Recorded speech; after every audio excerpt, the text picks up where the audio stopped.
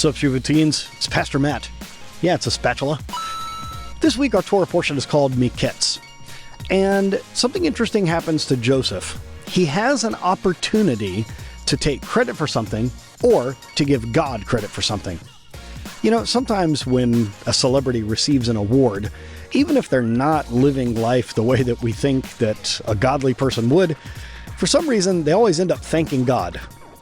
Now, I think it would be good if our lives could match up how we thank God for different things.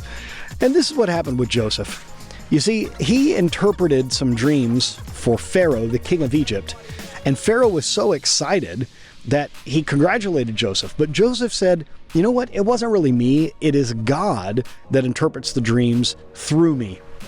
You may have an opportunity at some point to give God glory and praise for a gift that he has given you. Now, let me talk to you just for a moment about gifts and talents that God gives. Not everybody glorifies God with the talents that God gives them, but all of our talents come from God. Even people who don't know God or don't worship God, all of their talents and gifts come from Him. It's just the way that it is.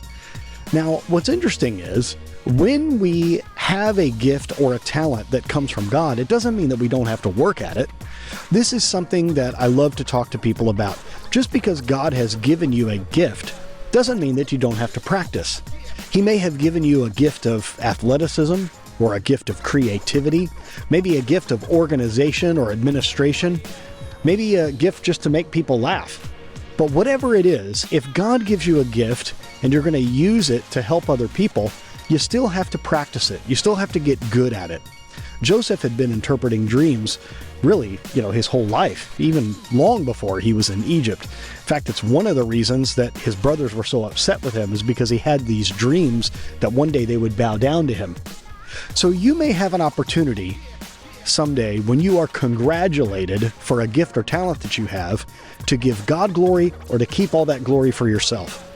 In Parashat Miketz, we are taught to follow the example of Joseph. Even though you might have a talent, remember that it comes from God, and He's the one who should get the glory and praise. Think about that. Shuvu teens, hope you're having a great time. It's Pastor Matt, out.